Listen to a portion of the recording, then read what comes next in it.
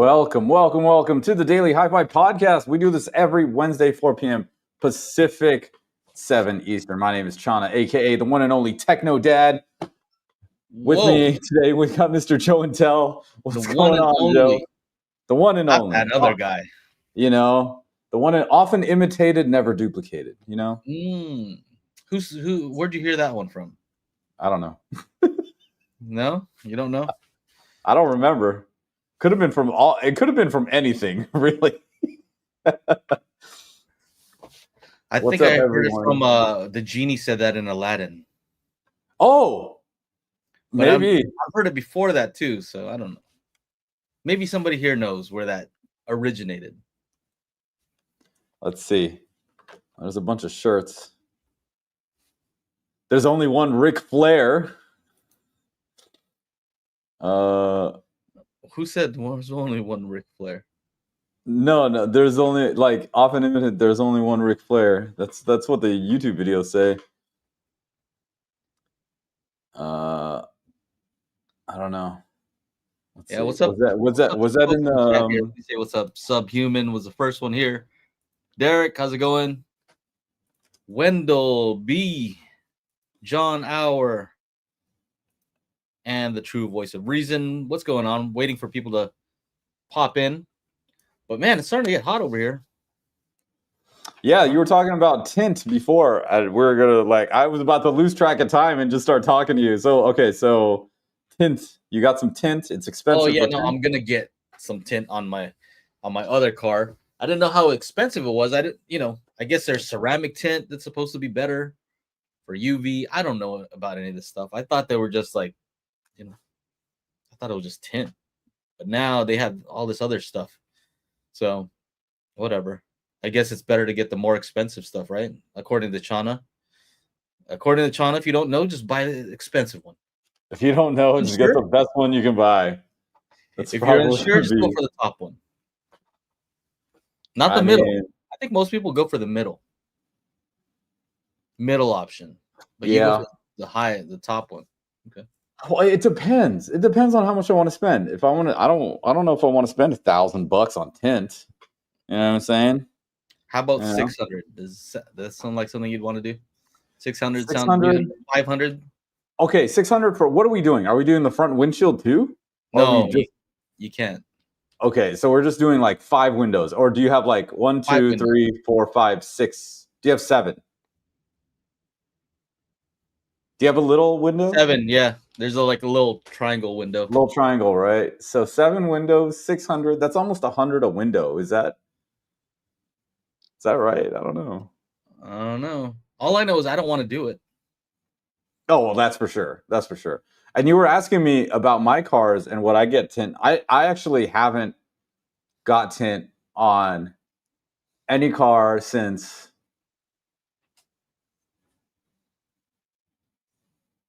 2001. Yeah. You think it looks better with tint? I mean, if you have a nice car, do you want people to see you? Because that's what my friend said. I said, "Are you gonna tint your M3?" He's like, "No, man, I want people to see me." If you're driving around a lot and you put a lot of stuff in your back seat, get some tint, right? Because I did notice that I was driving around somebody's car a little bit a few months back, and they had tint, and I had my briefcase with my whole life, both laptops in it, hard drives, everything, and I'm like, shit, man, should I put this in the trunk? And then I looked at it, I was like, oh, then nobody can see shit back here because there's tint on this driver's sides, they're tint up the front, and then it was tint all around. Actually, it was the same exact car that you're talking about, the 200. Oh, okay. Yeah, it's a small car, huh? It's a small car, yeah. But yeah, I mean, it depends. You're talking about straight up heat, and that ceramic is supposed to dissipate the heat. And I know that you have to park outside. Yeah. Now that so you're just when you pop into that thing, it's hot. It's nice if it's not so hot, especially with the leather seats. Do you have the roof there? Does it have a roof? Does it have a moonroof? Like a moonroof? Moonroof? Yes. So do you crack it so that the heat can escape at least? Because the heat rises. No, because bugs bugs go in. Ah, that's Yeah, true. bugs like to go in. Bugs. What bugs you got over there? You're in Orange County, man. Bugs What don't kind of care what bugs do city you have you're there? in. Like Mickey Mouse, Minnie Mouse? What kind of bugs you? Bugs don't care. So yeah, yesterday I did a calibration for a car audio system. It was this truck. It looked, I'm not a truck guy, but this one looked pretty crazy. It was this F-250 Lariat, what is it, Roush edition. So whatever that, I think it's like 90, 100 Oh, like G's. supercharged or something? I don't know. I think it just had a huge engine. The thing was huge. So What was it? F-250? F-250 Roush? I don't know. Roush edition. What is the engine on that? Bring that ROUSCH. up. Pull that up. Pull that up. Jim. Dang. Okay, that's pricey. Hold on. Looks like a new one is like around a 150. Whoa. Well, that's a Lariat. I don't know what that means. Yeah, that's what it was. F-250 Oh. Lariat. I don't know anything about trucks. But all I know is it just seemed pretty cool. It seemed well, first of all, let me just say that it had 11 speakers. Uh-huh. So I have some video and some photos. So 11 speakers, so 3 ways, the woofer, the mid-range, the tweeter for the left and right. So that's 6. They call it 6 in car audio. We would say that that's just two speakers. Wait. Say that again? 6 speakers? You know how in car audio they count each driver as a new speaker. Yes. Even though it's really? mid. Right. So if your mid-range and your tweeter, for us that's just one speaker. Sure, that makes sense. Yeah. So for that, that's 3, and then another 3, and then this one had a center channel. It had 2 rear speakers, 2 subs, and then it had these height speakers. Yeah, I gotta show you. I thought it was pretty funny. Let's see, height speakers. There we go.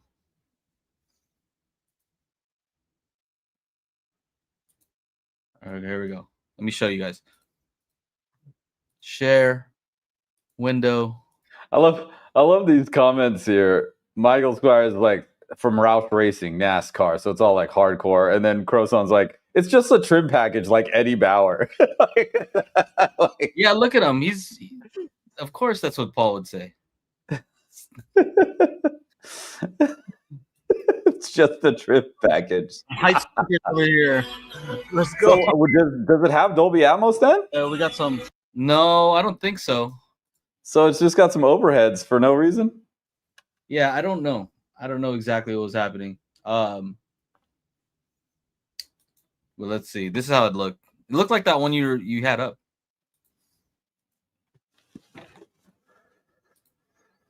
Roush. So yeah, look at that carbon fiber. I love the sporty edition of the truck. We need to have carbon fiber on the giant truck. What is the 0-60 on that thing? All I know is the funny thing is having 2 laptops out. Yeah. Oh, I didn't even see the other one. There's nothing on. Oh, Bang & Olufsen. But they replaced them with some Focal speakers. So that's us messing with this stuff. We got some height speakers over here. What signal was going to those speakers up top there? I don't know what goes to them, with a stock setup. Probably just some ambient sounds. And then we ended up using some of these Helix DSPs and amplifiers. So they had what was it? Like 12 channels of processing. And so that's what I came in to do a little bit of magic on it. And I got to test out a little Magic Beans. Yeah, we have a car audio version that we're working on for Magic Beans that does the target curves for each driver. So I'll measure the tweeter by itself and it'll find the target curve just for that tweeter. So really, yeah, you kind of have to do stuff like that for car. All right, because they're not what do you call it? Yeah. Sweet. So anyway, this truck was pretty cool. After it was done, dude, it sounded so good. Some of these guys, this is the first time that I've done this for them. And there was another guy, I guess he owns a shop, a car audio shop, and something like that.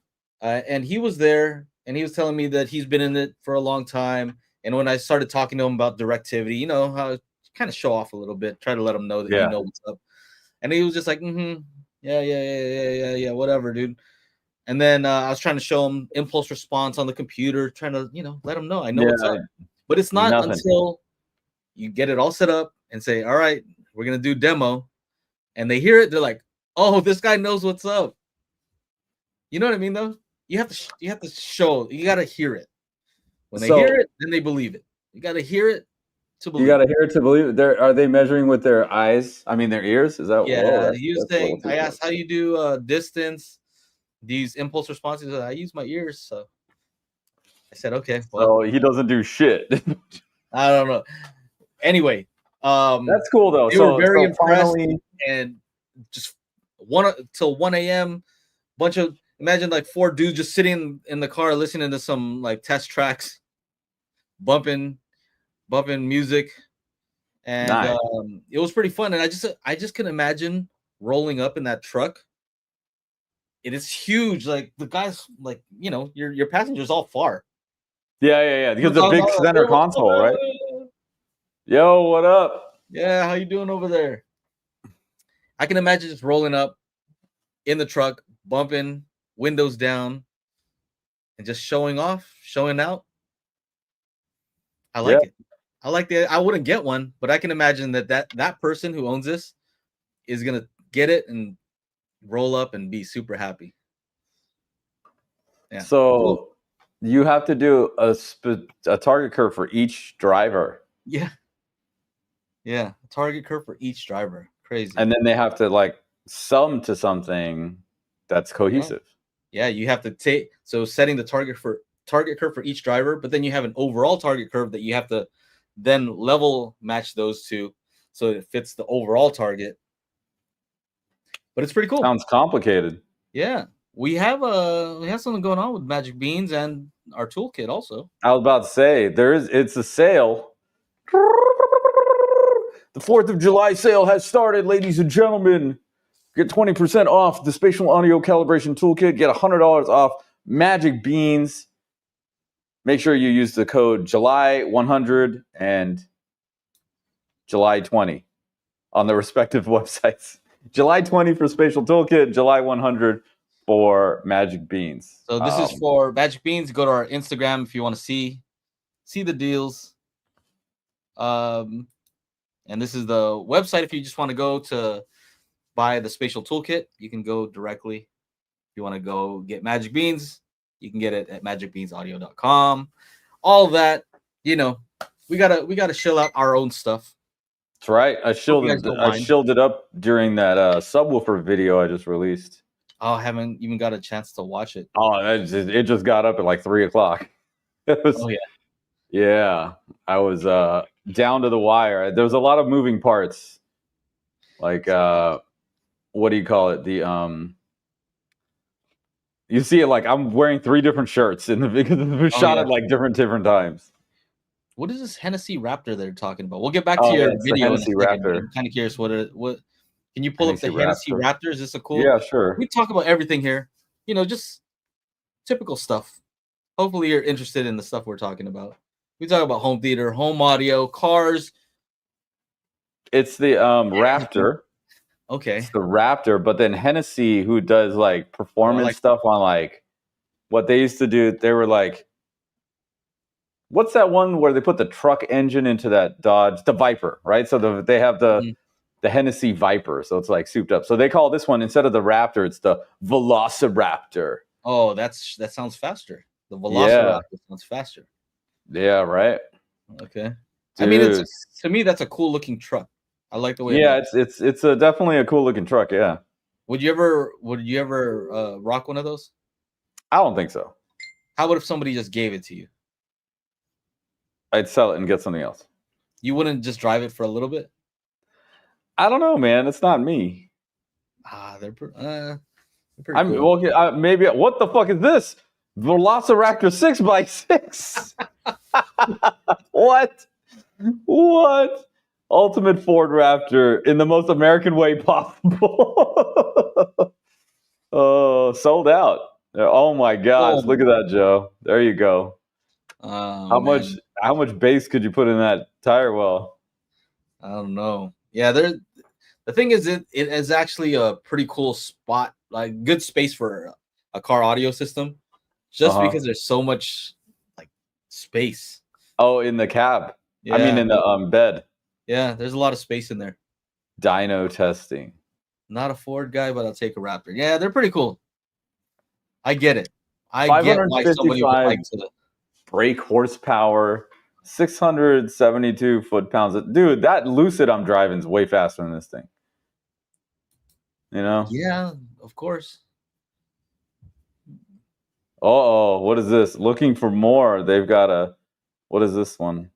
Hennessy Special Operations. What? Oh my gosh. Look at this. Look at this. This guy, he's happy with his twin turbos. Oh, he's holding his turbos. Yeah, he's just happy with it. He's like, what is this? Hennessy twin turbo. Damn. Oh, hey, they do something with the Lambo. Is that a Lambo? I don't know. That's a front-loaded V10. Oh, they do some stuff with the McLaren as well. Have you watched F1 yet? No. Formula I heard you said so. Well, you know what was funny? My cousin was gonna go watch it, and I'm like, "Oh, are you?" And I saw you were gonna go watch it in 4D. I'm like, "Are you?" So I asked him, "Are you gonna watch it in 4D?" He's like, "No, not gonna watch it in 4D." He's like, "That thing was so annoying."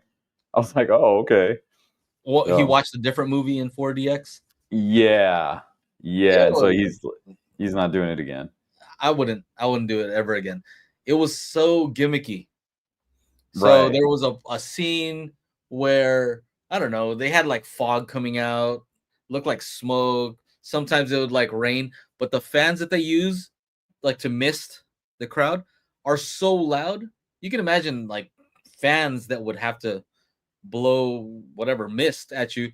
So in the thing, and it'd be raining on the track, and then instead of hearing the actual movie, you hear like all the fans turning on. Like, that's silly. And then on top of that, they have the chairs that move. Yeah. Okay. These chairs were moving so violently. I swear they had it on max.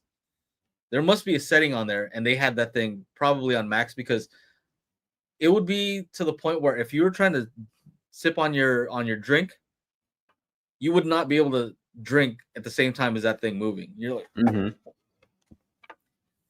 and it was just, the problem was also that it didn't correspond with what was happening on screen. So anytime the bass would hit, it would just like jostle you around. And then also, in a car, in a simulation, a good simulation, when it turns, you kind of, it goes with what you see. This thing was just going all like, don't recommend it. But the movie I liked. I like the movie. I would actually want to watch that again in my home theater, or maybe even again without the 4DX. I like the movie. Anybody else watch that movie? I mean, I would. It's like, you know what movie we went and saw? I went and saw with my cousin and my. We saw How to Train Your Dragon, the live action movie.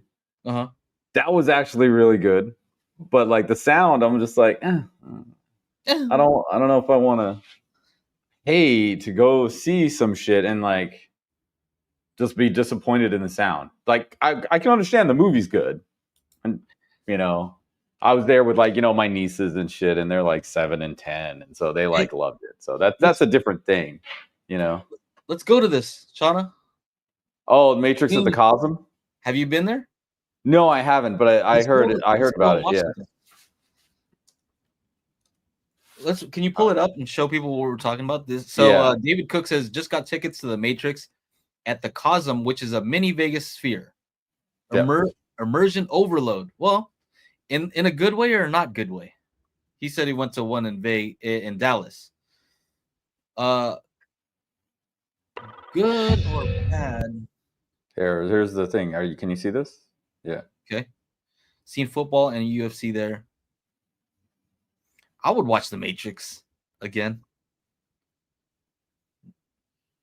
Welcome to the Matrix shared reality, only at Cosmos. Whoa. Why does everybody look like they're fucking Neo and Trinity in the audience? So you've been to the Sphere in Vegas? Yeah. Okay. Do you think it would be cool to watch a movie and something like that? I don't know. I mean, it looks like they're like, if you look at this scene right here, right? Like, obviously the screen's like here in the center, I guess, and it's just it's extending parts of the scene like up and back and shit. So that's kind of cool. You want to go watch Matrix? Yeah, sure. How much are these tickets? Cosm Los Angeles. Oh, that's 4th of July. That's not happening. I'm not watching those. I watched the actual Cirque du Soleil in Vegas. Yeah, I don't want to see that too. Where is it? Oh man. The Matrix. Okay, so 1:15, 8 p.m., 11 p.m. Who the hell has time to start a movie at 11 p.m.? You do. I mean, if I'm at home, you know, yeah, we'll have to look into that. That seems like a fun thing. Yeah, we'll go eat a good dinner, and then go watch a cool movie, hang out. Yeah, I like it. So what else is going on? I saw a start question here. Question for let's get it. Let's get after it. He says, "Can I get a Dune HD Pro Vision 4K media player for $260, or a Zidu Z9X Pro 4K HDR media player for $315? Which one is better, or they similar?" My limited experience with the Dune HD, so I had the Dune HD 8K Pro, something like that, and then I had the Zidu Z9X 8K. I don't know, the 8K versions, and the biggest difference that I noticed really came down to their operating system. Mm-hmm. The Zidu just overall just feels more polished. If you're going to use it as a place to put all of your media and you want it to look very nice and presented in a nice way, I feel like the Zidu just does that one thing perfectly. Right. Their phone app, everything is good about it. I have reviews, so you can check it out. The Dune HD feels more like I'm using an Android media player, and it has an app that can do that, whereas the other one feels like it's really baked into the operating system. Like it's designed to do one thing, and it allows you to kind of install stuff from the Android Play Store if you wanted to, whereas the other one just feels more the other way around. Like it's an Android device, and they have an app for managing your content. So hopefully that helps. I would really recommend the Zidu. Myself, I think both of them are pretty good, but it just Zidu feels more polished. How do you like the Revolution player? Does it feel? It actually feels like the what do you call it player? Which one did you just talk about? The Dune. Zidu? It feels like the Dune actually. It does? Okay. Yeah. Like the menu items, the like thing, it all feels like the Dune. I think they're the same thing. So it's built off of that. Mosin says, "What do you recommend better, the NVIDIA Shield Pro, no Plex user? I do not like Apple TV for Dolby Vision. What do you recommend better than NVIDIA Shield Pro? Man, what's our guy Joe Mack in our Discord group is always recommending that what the heck is that thing called? I forget. Cody? No, it's a specific player. Okay. That I guess plays like the higher versions of Dolby Vision. You know, like I don't know what are they? I'm not into this stuff. Dolby Vision player. There he is. Mosin knows the Ugoos. Ugoos. AM8. Yeah, that's exactly the one I'm talking about. Okay. and I guess it can play the Dolby Vision Was it the Profile 5, 7, something like that. 7 or 5? Is it Profile 5? Yeah. That's it. Yeah, and There's nothing else there. I think they install a different operating system that makes it the best possible media player. 235, It huh? can do that Dolby Vision Profile 7, I believe. Yeah, it can do stuff that one that other ones cannot. Oh wow. So I don't know. I don't know all about this stuff, but I would recommend taking a look at this and doing some research. You're gonna have to do a bit of research because I don't know.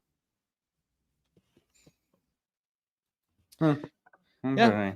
Sorry I couldn't be more help. Hey Chana, didn't you say you won something recently? Oh yeah. We won a contest. So I'm doing the AI stuff. Check out our winning AI music video. So the idea was to make a music video, and what's going on is like there's like all these AI tools are like in communities are monthly payments. So in one of these communities, the owner of the community is like, "Hey, level up your skills and put in your hat to throw in your whatever hat in the ring for a music video." So out of all of the you have a total of 3 entries. We only put in the one, and we waited. Oh yeah, we waited to the very last day and dropped that shit because we knew, because we had it like it was like a month, and we had it done like pretty much 2 weeks into it, and we're like, what do we do? Like, oh, you know what? If we I'm watching it. Right. Oh, you're watching it now? Here, let me put it up on the boom, boom, boom, boom, boom. So, yeah, this is our winning video. I made a song with Suno that's actually pretty damn good. That was the first thing. Secondly, we didn't want people to get ideas from our video, so we dropped it on the very last day because you had multiple entries, and people did kind of like. They put in an entry, and then the guy's like, "Oh, well, it'd be better if you used this for the lip sync." So it was like having a consistent character, which is this girl here. She's got to be singing along to the song. And then our idea was that the AI girl puts on her VR glasses and she's transported to one of 5 worlds or realities. And then the song, it's saying like, what are you running from? Right. So she's like running from herself. She's trying to find herself. And, at the end, it's her. So all of this stuff is just, we came up with the story, we came up with all, the images, and we had to use all these visual effects, like that transition there from one person to the next. And then the piece de resistance is coming up here, and it's this chorus where I just had, and this person that's singing, that's me. It's my facial expressions doing the singing, because we have a camera that's recording me, and then that's the driving video. And then here's the chorus. And boom, it's all of them. And they're all singing. Look, they're moving their head.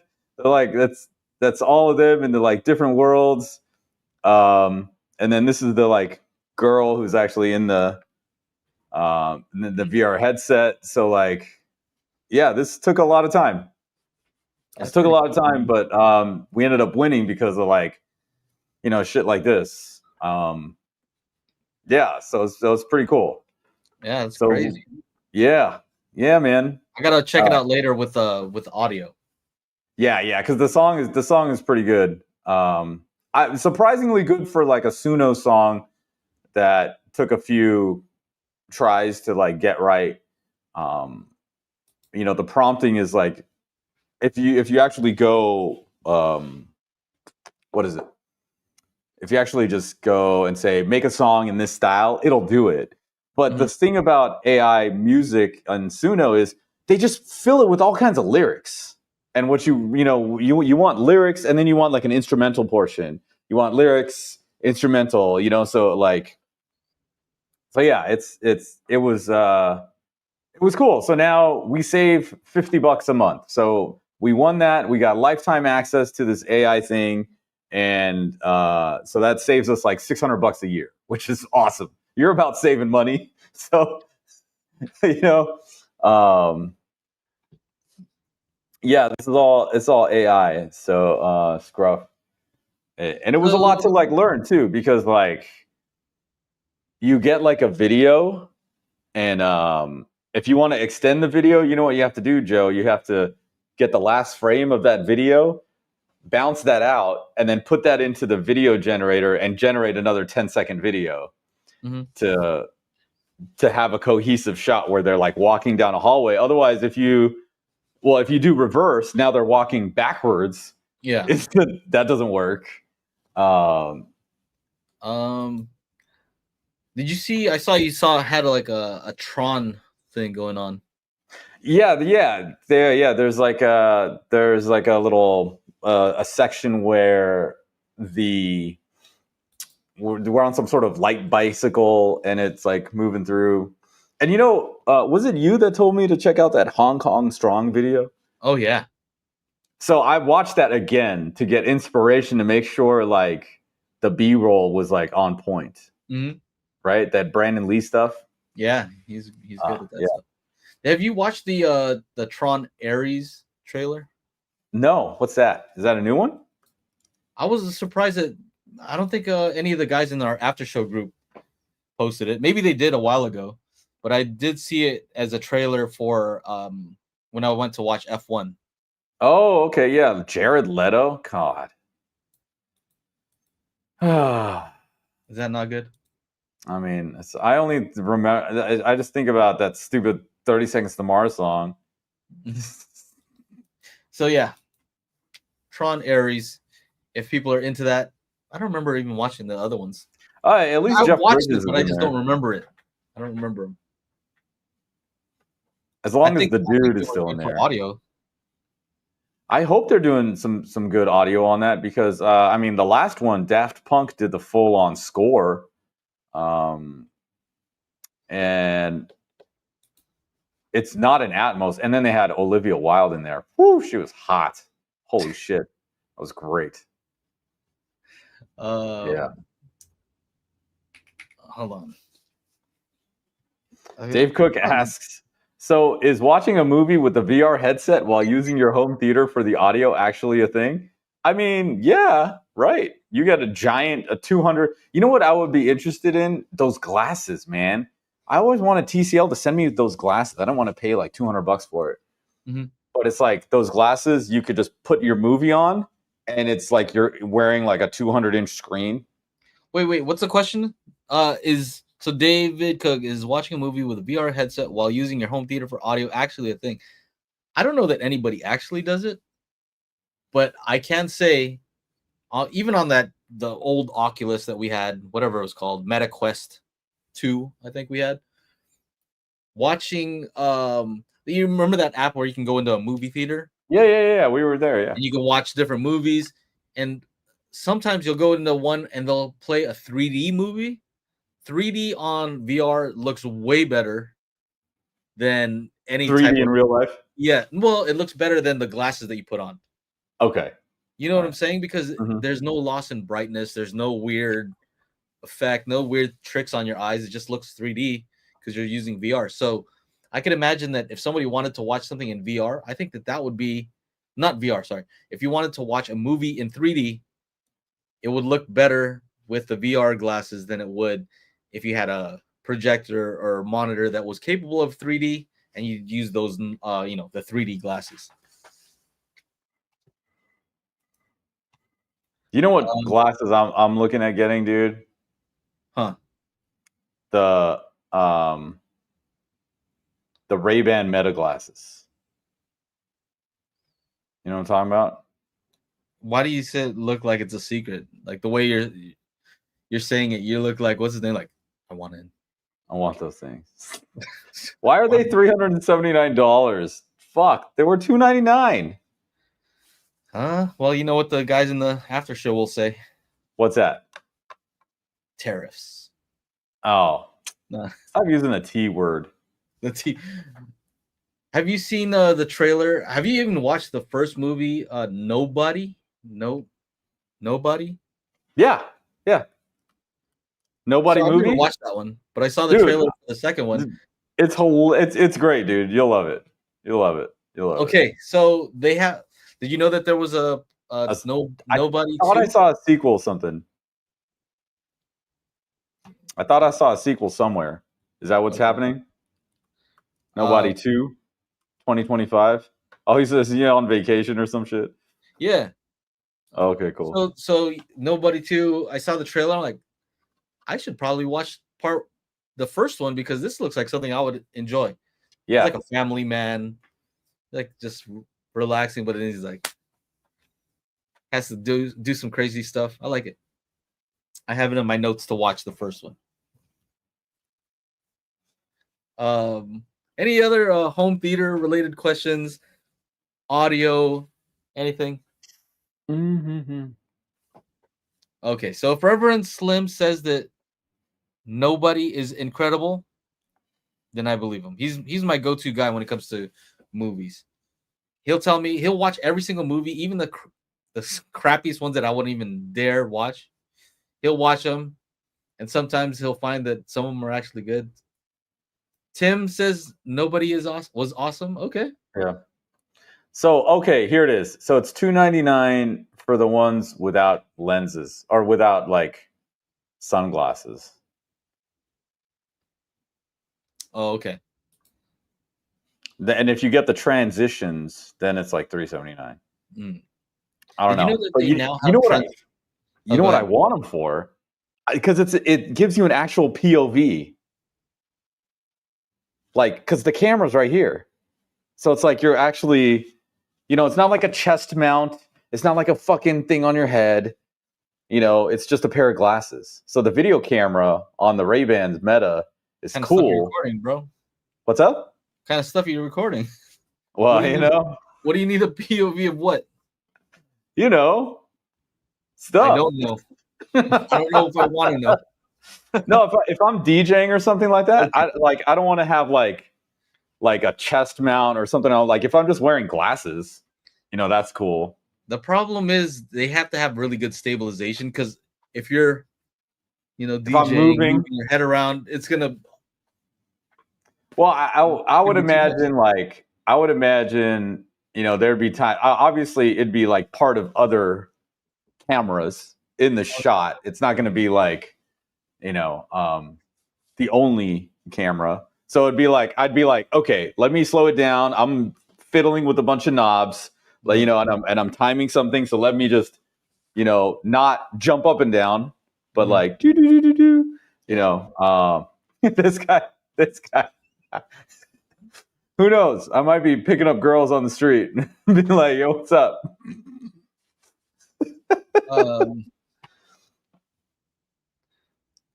Best forehead. Best forehead hi-fi stereo VCR.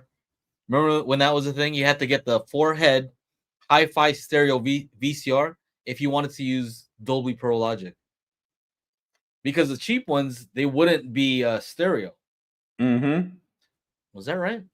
Yep. And dude, you know what's funny? We started a new AI Instagram that's based on, it's called 8-Bit Roommates, and it's like all like retro gaming stuff. So I've been seeing all these retro channels, dude. It's awesome, dude. This blast from the past shit, and like, I can go downstairs right now and take a picture of the. You want me to do that? I'll take a video of the VHS player, the Sony S video player. Oh, yeah. You know that shit with the flying erase head. that thing. Do you know what I'm talking about? It was like the top of the line Sony. You want me to go get it? I'll take a video of it real quick. I don't really care that much. Okay, well, who was talking about? Oh, it's True Voice of Reason. You could look it up. I don't want you to go downstairs and while I'm here trying to hold it down. Well, I mean, you're Sony S video. But there is VCR. a question here from Mosin. He's planning to upgrade from a Monitor Audio RX6 to Dyne Audio Evoke 20s. What do you think of Dyne Audio? I heard them. I liked them. They were running a 5.1, so it was like Seymour screens, audio control, and Dyne Audio at some like a CES a while back. That just sounded great in 5.1, man. They weren't even running Atmos, but it was Dirac Live, so they sounded good. They were I think you expensive. just have to look at the measurements, see how the actual speakers perform.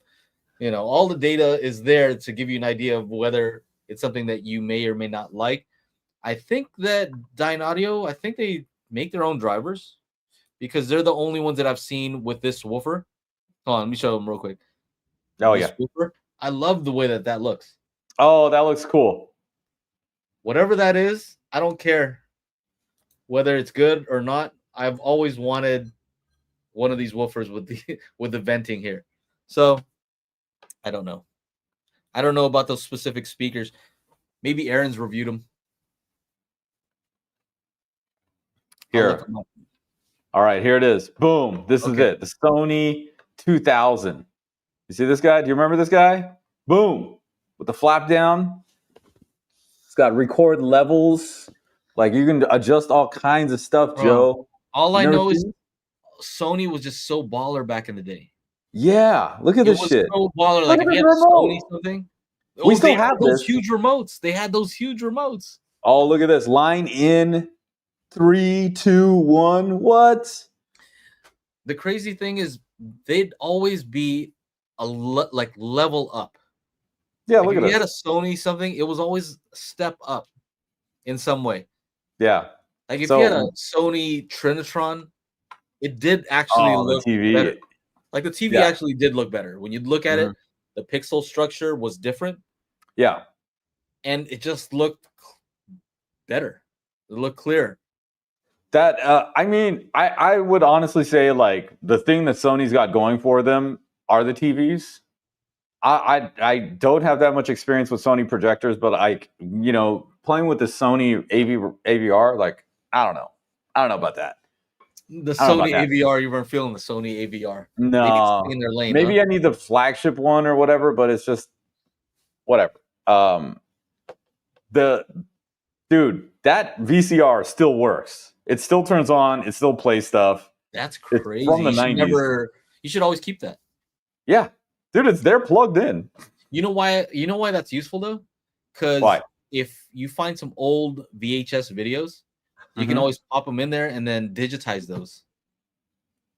And Yeah, if yeah. you're going to digitize something, it's important that you have something that can That's play. good quality. Yeah, Yeah, the quality is going to top out. So if you can get S video out, that should probably help. yeah. I mean, the problem is getting something these days that'll take an S video input, Oh yeah, that's true. right? I mean, What that's the is S problem. video? You Um, can find something. let's see here. Here, I'll show you this. This is funny as shit, dude. Watch this. Look at this. This is here, dude. Oh yeah, I keep seeing those. Yeah. Look, Look it's at the fingers. it's Mario, Look Luigi. at the Look, fingers. they're playing their own game. Look at the Well, she's fingers. not playing, but it's okay. And there's Bowser. You know the ones I keep seeing are the Street Fighter and Mortal Kombat ones. Look at him. Look at his finger. Yeah. And look at the background in the the actual TV. Oh Guile. dang. Yeah, look at that flat top. I just put this one up today. I got a whole bunch of these, dude. I made like 30, one for every day of the month, dude. I got everything. You made these? Yeah, with AI. It's hilarious, dude. It's hilarious. This is a new channel called 8-Bit Roommates. Wait. Whose channel is that? Mine. Are you serious? Yeah. Those are yours? Yeah. I just made Then these. somebody else is making the same ones because I've seen those On Like Instagram? Yeah. Yeah, probably. I mean, it's AI. It's easy to make these things. Huh. Uh, That's interesting. Okay.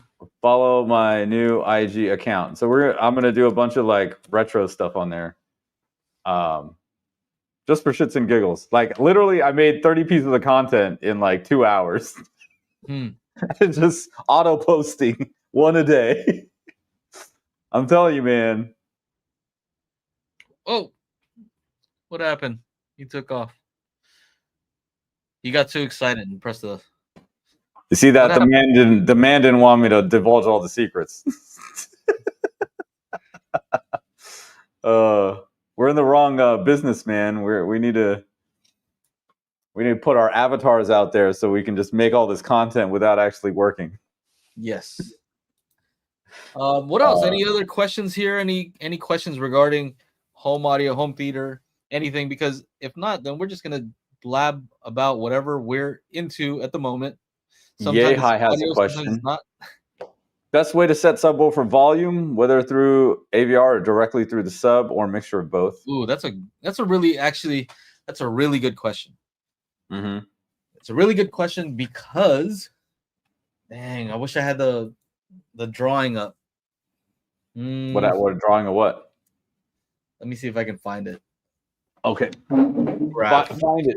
Find it. Is this guy? I have a picture that describes what's happening. Do I have it? Can I find it? Absorption. Okay, here. Got it? This is a drawing I did for someone. Okay. So keep in mind that when you have a subwoofer, usually you have a target curve that you have it conform to, and then that is supposed to blend with your main speakers, and then you set the crossover point. So let's just say crossover point's 80 hertz. Mm-hmm. What I think a lot of people don't realize is so in blue would be, let's say, the default, where the default level for your subwoofer in blue, and you have it crossing over at 80 hertz. So if you were to just adjust the level up on your subwoofer to the red line, all you're doing is turning it up. Look what actually happens to the point where it crosses over to the other speaker. Now it's not higher. at 80, but it might be somewhere at 100. So I don't know if people realize that adjusting the level actually affects the Changes crossover a lot. Yeah. So the better way to adjust the level of a sub, if you have to, if you're going to do something permanent and you want to maintain your crossover point, you should actually change the target curve so that the target curve itself Is higher. higher base rise so that you maintain the proper crossover point. Yeah, like you want that linearity like across both the subwoofer and you want your shit to be locked in. Mm-hmm. Not going to be locked in if you just willy-nilly. So the question is, does he change the subwoofer level on the subwoofer or in the AVR or both? Either way is going to adjust your crossover point. So just know you can do it either way. Usually I recommend doing it if you're going to do it on the AVR itself, because if you have multiple subwoofers, how are you going to adjust the volume on each of them independently so that they keep the same balance?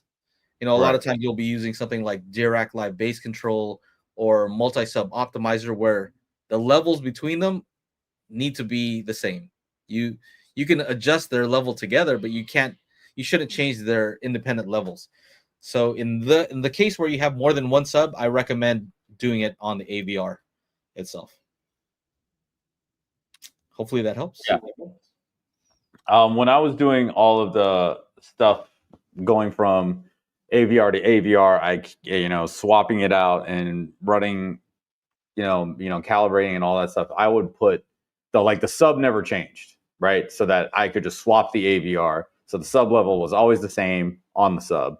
Mm-hmm. And I would just make any of the adjustments inside the AVR. That's how I prefer to do it.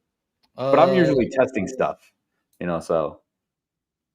There's a question about tone winner. Tone winner that's the one that wins. Somebody was asking about the tone winner amp. Oh, here we go.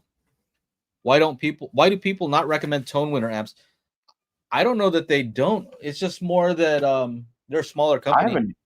Yeah, like the dude was supposed to send me like some 11 channel monster, but like, oh, I think. Hang on a second. Yeah.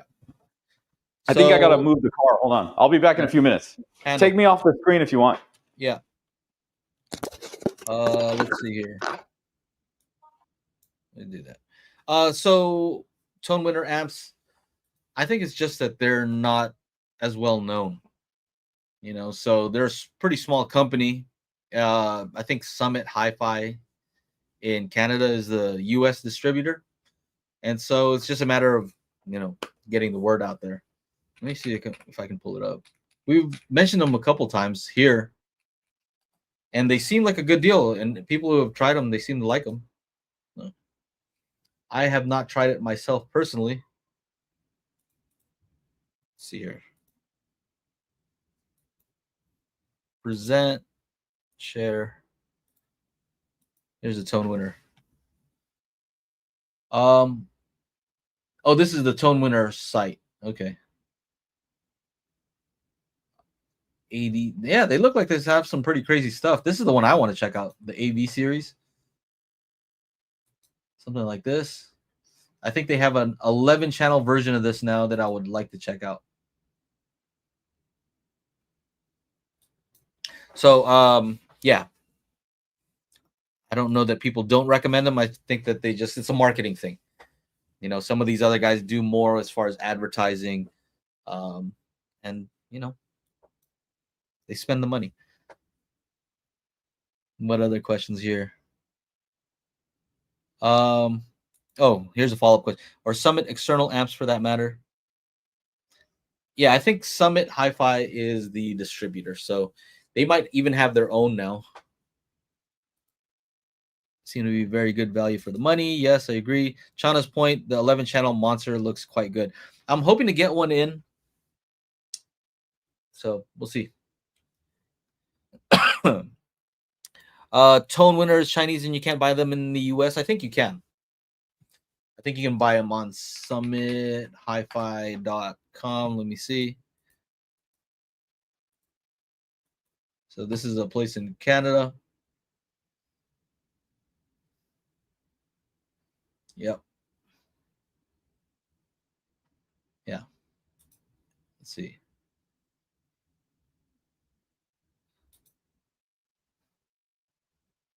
Yeah, you guys can just check it out for yourself. Summithifi.com.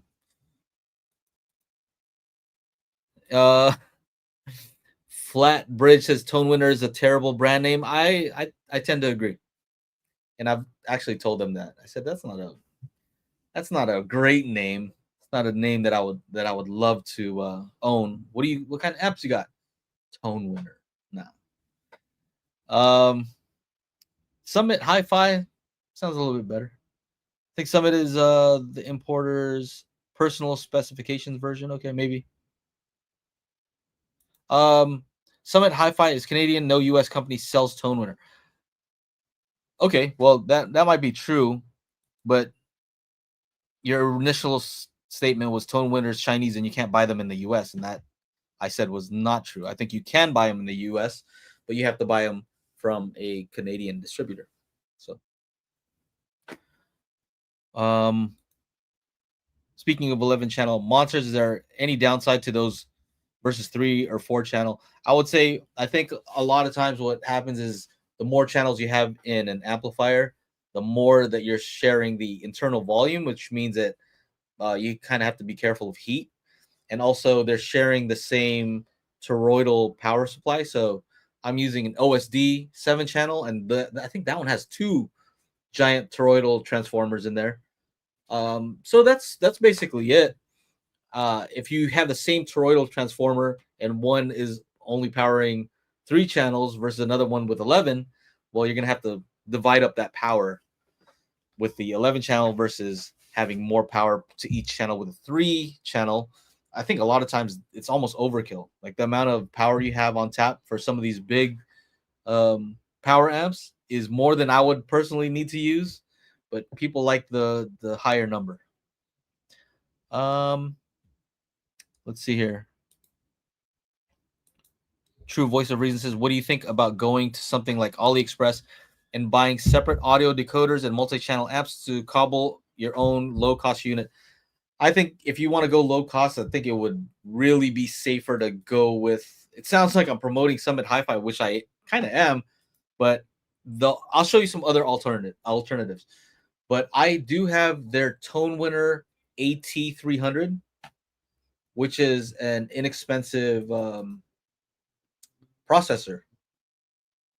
So to your question, if you go on AliExpress, you kind of don't know what you're buying. Unless you can find something and you're confident that's exact same internals as something else that is well reviewed, you're just taking a risk. That's the problem. Versus, let's see if I can find this AT300. Kind of hard to find stuff. Okay, here we go. So here is the AT300. Boom, AT300. And so this one's, they say 16 channels. It's actually 13 channels and 3 subwoofer outputs. And the thing about this is the auto calibration is straight trash. And so you notice here it says optimize your AT300 with Magic Beans Audio True Target app. So yeah, we actually have a deal if you have an AT300. Look at that. To calibrate it. So that's kind of cool. Look at that. So yeah, if you want to do something like that, look at this. $1,277 for a 13.3 channel pre-pro, I think is a pretty good deal. It's not as polished as if you get, if you get a Denon X30 3800H, it's going to be more polished. You're going to use that thing, but this works. I used it for a couple months and it definitely works. It just, again, not as polished. I'll show you some alternatives also. Michael Squire says Amir is a good dude to work with at Summit Hi-Fi. Yes, I think Amir is the owner, and he has been very cool to talk to. What else you guys? Yeah, I talked to him too. He was going to send me something like last year. I don't know. Yeah, you just got to follow up with him. I think he had a. I mean, I wouldn't even know where to put that thing. Like, this is 9-channel setup here. And then I have the 16-channel setup over there at the house or at the studio. So it's like, where do I put 11 in? IOTA VX Pre-Pro. So remember how this one looks? Okay. And then look at this one. IOTA VX, where is it?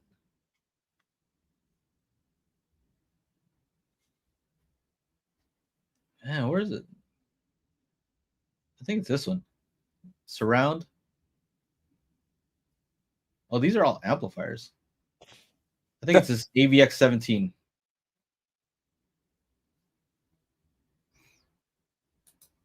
Kind of looks familiar. Is this new? This might be a newer version. I don't know. But it looks very similar. IOTA, like, isn't that what how do you spell it? IOTA? What is it called? So this one says 17 channels. Very similar. So I would be amazed if the internals weren't almost exactly the same on these. So IOTA AVX 17, is that what that is? Yeah. Didn't what's his name have one? That's what Elon. So he made a video about that 3 years ago. So that's the same one. AVX 17. Okay, so keep this one in mind. And then let me stop sharing.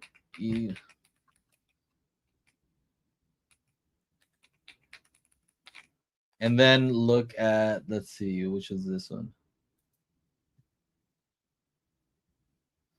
Shop all processors. Can't find it. Emotiva had one too. 13 channel. Oh yeah, MC1. Look at that. Which one? MC. Emotiva. Okay, this one's out of stock, but no, not that one. Emotiva RMC1 or MC1? MC1.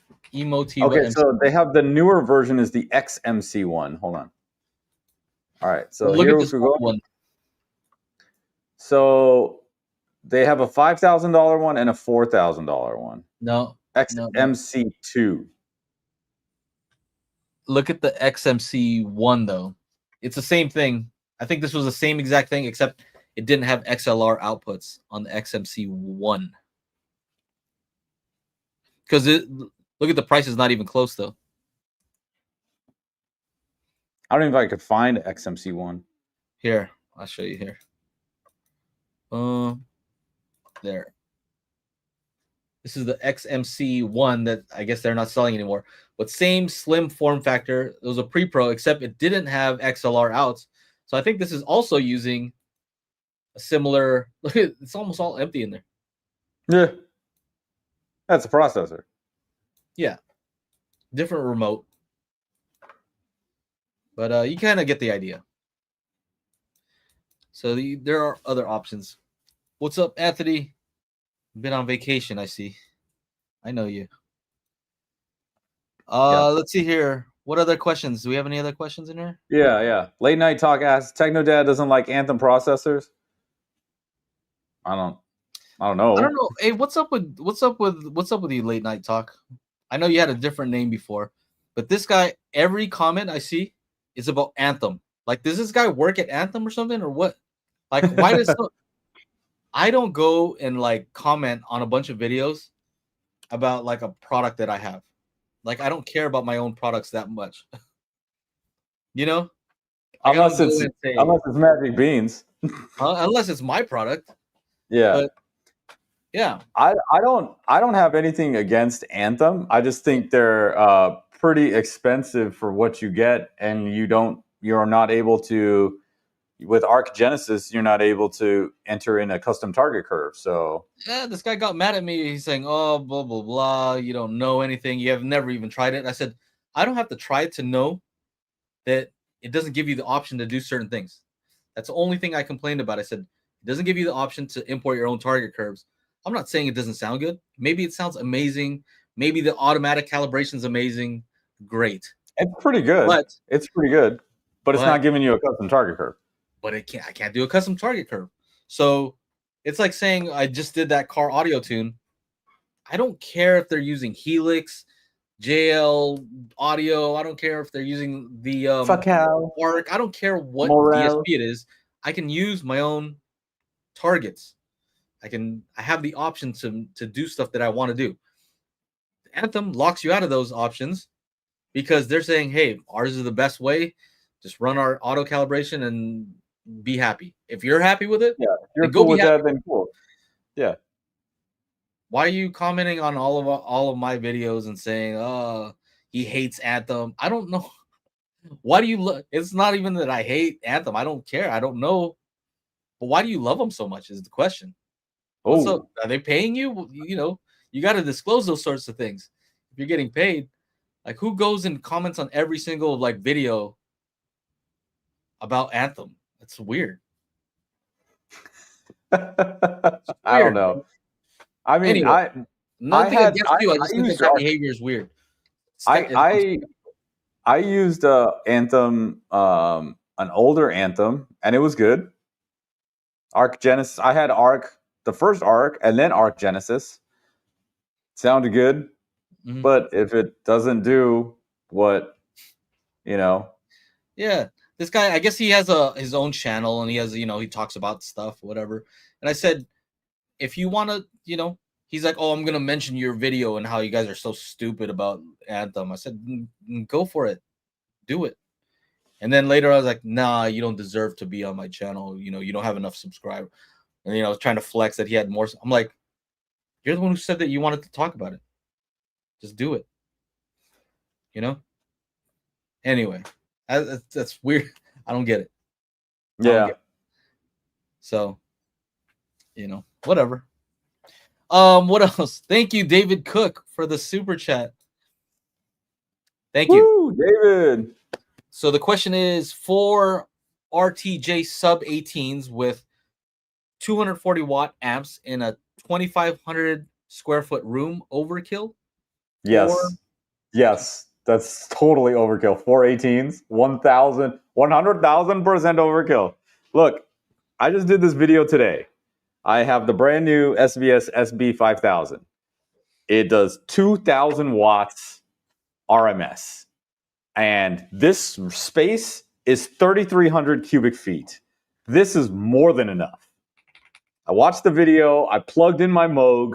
I made the shit go down to 10 hertz, where it just does clicks at 10 hertz. Right? But I got this thing moving, shaking, like fucking shaking everything. I got the dresser to my right rattling, something over my shoulder rattling, the windows rattling, the mirror rattling. And there was like, I think 40 hertz, 43 hertz shakes the very ground. And it was just, it's one 15-inch sub in 3,300 cubic feet. You want 418s in 2,500 cubic feet? Totally overkill. I'm not saying not to do it. I'm just saying, to answer your question, what should you watch out for? I don't know. Fucking shit falling off the walls, your TV mount loosening up over time. I don't know.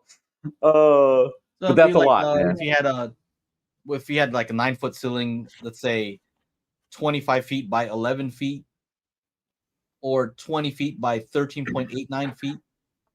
So this one, this room here is 12 by 11. Wait, no, what was it? I wrote it down here. Here it is. It's 12 by 13 by 8. And on top of that, there's a triangle that's 12 by 13 by 2. So that comes to 2,300 cubic feet. But it opens up to the bathroom. So there's still that air, right? It's not closed off.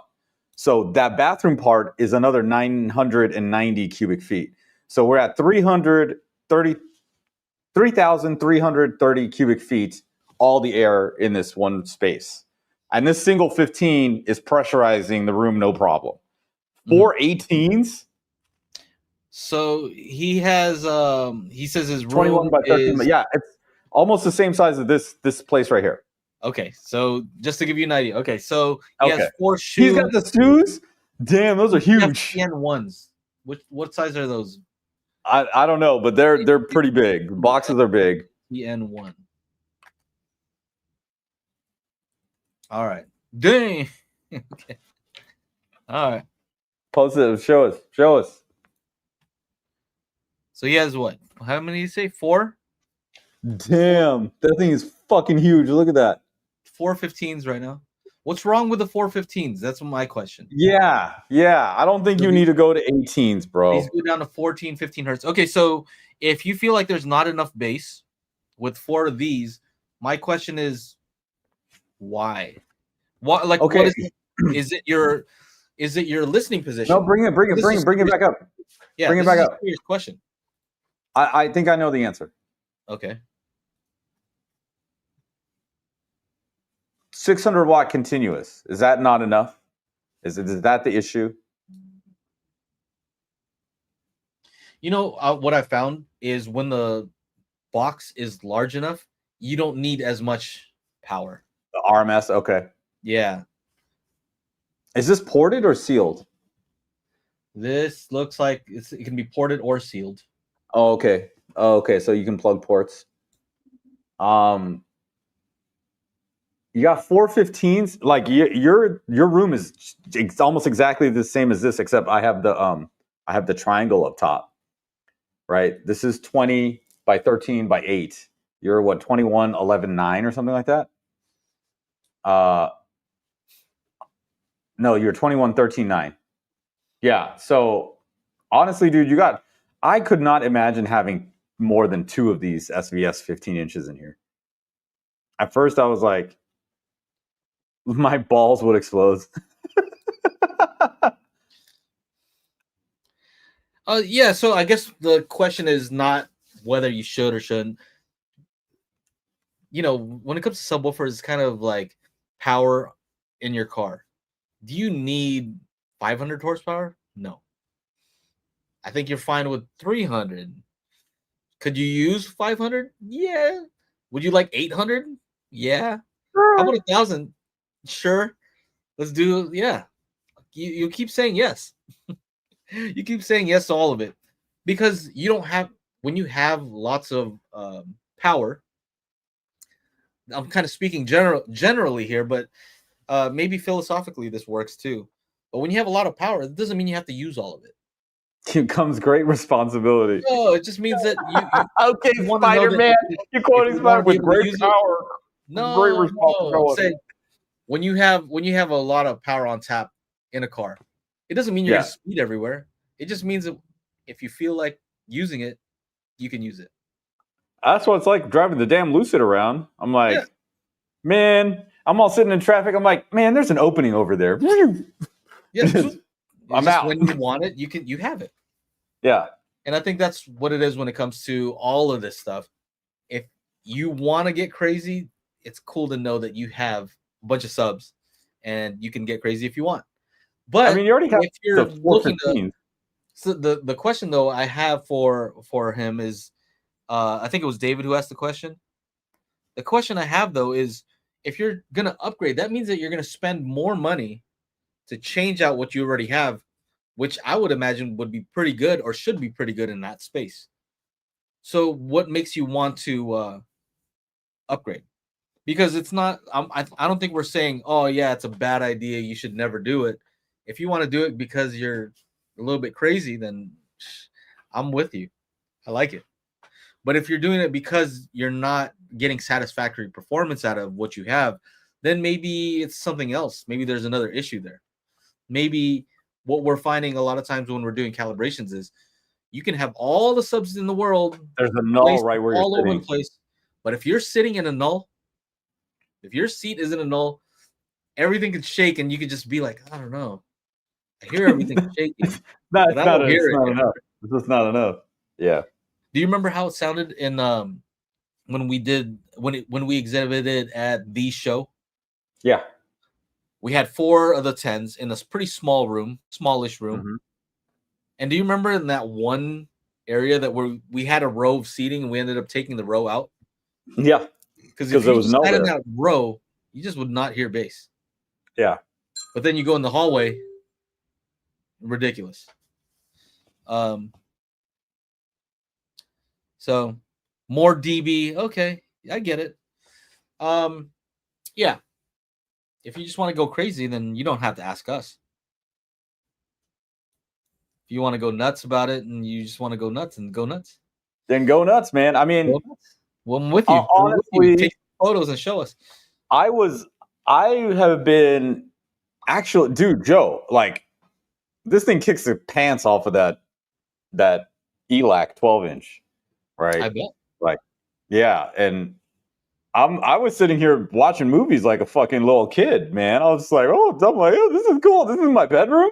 This is fucking awesome. I feel like I'm 15 again or some shit. You know, I was going through a bunch of fucking old ass movies, and there's just something it's right. Now it's like right. Like this is enough movement. There's enough pressurization in here to just really just fucking slam it home, right? I don't even think getting a second one would add to it. It would just take up space and not really, and then I have to like figure out how to fucking dial it in. I think this is like, if you had 4 of them, you wouldn't, and you had it all dialed in with 4 of them. And if you didn't have to deal with the practicality of the wires and them taking up space, yeah, wouldn't you say, okay, that is better? You I wouldn't mean, think it's all. I mean, here it is. Like, there's no other seats. It's just me. You know, it's not like I'm trying to, have 3 other people in here. Or like a second row or something like that. If you could have 4 of them and it not take any more space, didn't require any more wiring, and didn't cost you any more money. Well, I mean, if we're living in a dream world, then sure, why not? Yeah. But okay. Yeah. Well, maybe David Cook has unlimited money. Who knows? Maybe. And unlimited space. He says he's in the build out phase. So I need to roll with the Sue and make the decision after. Thank you for talking me down. Oh, is that what you needed to? No, bro. Hey, I'm not trying to talk you down. Just add more to them, then. There's nothing wrong with those. Just keep adding more, and then go with a trend off too, and then you could do the waveforming. Waveforming. You know, maybe that's all he needs. He needs a trend off so he can do waveforming. Yes, that's what you need. So we're trying to get you to spend more money, as long as you use our affiliate links. And then the toolkit. Buy the toolkit. I wish. Yeah, make sure to get the toolkit. Make sure you use buy the toolkit and Magic Beans. They're on sale right now. Make sure you do that. Yep. Thank you, High Finest. How come no review of the AB10 Sonic Bliss or nah? With all the peak performance parts, it can't just be about channel count, right? I mean, you know what they say: the higher the channel count, you're substituting for something smaller.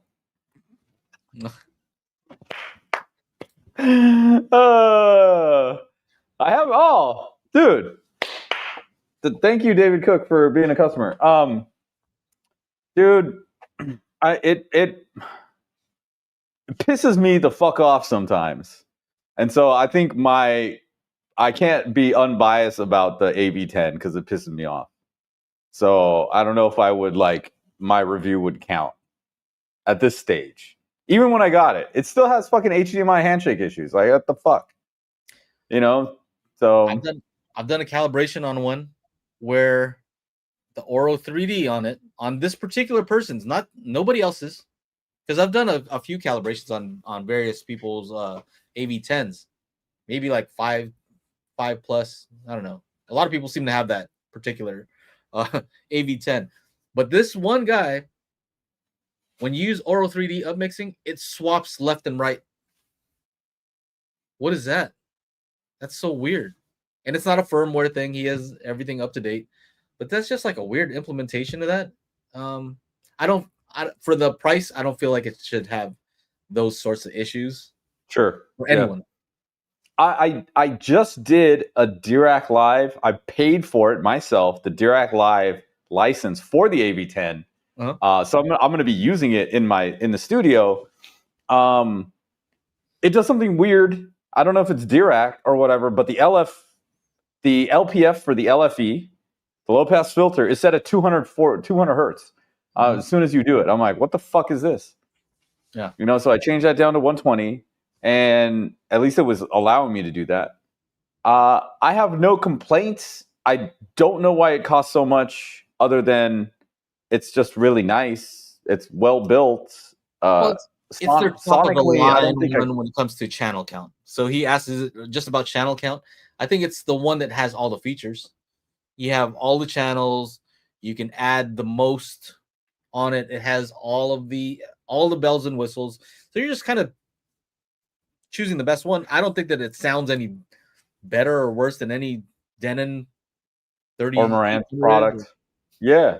It's not that. I think you're just paying, you know how it is. When you already are in a niche thing and you want the best of the best of the best one, you're going to keep paying more and more and more, because few people want care even. So for the people who care, they're probably willing to spend. So High Finest says it has the best measuring parts too. I don't know. Well, what are we measuring? Because we're measuring through an amplifier, how, and then through a speaker, or are they measuring the things, the like actual components? I don't even know. I'm not saying that you wouldn't hear it, because I think that at a certain point, even small changes in the circuitry are audible, and I've heard it, because when I was comparing like the WIM amp and the WIM amp Pro, they're using a different thing, and it changes the frequency response slightly. Like, you have to really zoom in to even see the difference, but you can hear it. You can hear the difference in response. But my thing is, if you're going to use EQ anyway, those changes, those differences in the response or whatever changes are probably going to be nullified when you use EQ. If it's not a matter of like, oh, this one is noisy and the other one isn't, because that you can't EQ out. But if it's just like it changes the sound slightly, those are things that can be changed with EQ.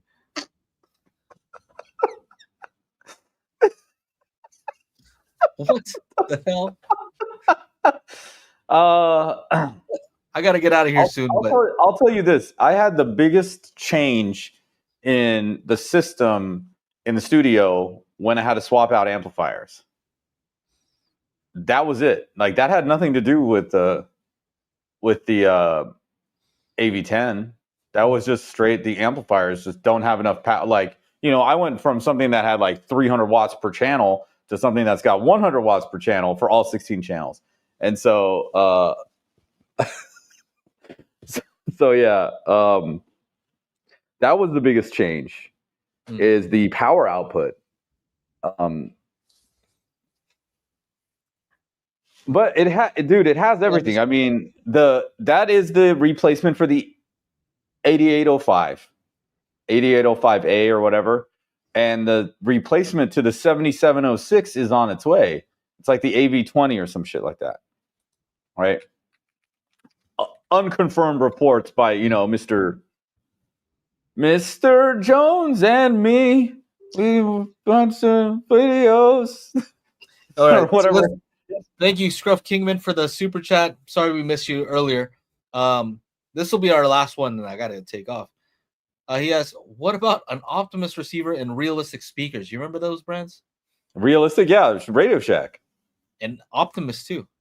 What's that's part? That's I don't know. I think Optimus so. receiver. Radio Shack, Optimus receiver. Optimus. I think before I've talked about the Sherwood. There was a Sherwood. Do you remember that brand? Oh, I can't hear you. I was dictating a message to Tim and Angela. Optimus. I think that's Optimus actually Prime. I think it's actually. Oh, dude, I gotta watch some Transformers in here. Hell yeah! Oh, Bumblebee. That first scene. Oh god, the Atmos sucks. You know what though? There's a lot more movies out here with better LFE than Atmos. Check this out. I talked about this before. This Sherwood, this old Sherwood. Whoop, here we go. Sherwood Newcastle 7.1 AVR. It has Trinov. What? Yeah, I swear. Oh, Trinov room optimizer. Dang. Look at that thing. Anyway, I got to take off. Thank you again for the super chat. Yeah. I got First Pro Logic processor and surrounds were realistic. No, they were imaginary, Jeremy. They didn't exist. I think I might have had that first Pro Logic processor you're looking for. I think I had that. Somebody let me borrow that processor when I was a kid. It was like an external thing that you had to. I guess they're all external, but I just remember thinking like, "Whoa, this is weird. Like, what is this thing that you have to run it through?" If I remember correctly, I had to look at it. Anyway, I got to take off. Realistic Okay. Logic processor. Is this the one I had? No, this one's an audio source one. Anyway, I have to take off, but I'm gonna start the after show for whoever wants to join. Mm-hmm. You wanna lead us out? Thank you guys for tuning in. By the way, sorry I have to run. That's all right, ladies and gentlemen. Excuse me. Joe has to run, but we will be in the after show. Go to crew.dailyhifi.com to become part of the after show crew. Not only do we sit and chop it up after the live stream, we're also in a Facebook chat, so you can see all and experience all the dick and fart jokes on a daily basis, with a little bit of like audio stuff in there. And like, Reverend the Slim will be in there being like, hey, the Atmos for this movie sucked, or the Atmos for this movie was great. So, you get all these, tips and stuff like that. And then, of course, there's Aaron from Aaron's Audio Corner. He's in there complaining about some stuff, usually. But yeah, it's a fun time. So make sure you become part of the crew, Croissant's going to be in there. And if you're watching on the replay, make sure you come and watch the show when we're live so you can ask a question. Wednesdays, 4 p.m. Pacific, 7 Eastern. On behalf of myself, Mr. Joe Intel, and Mr. Absent as always, Aaron, we will see you in the next one. Peace. See you. Woo.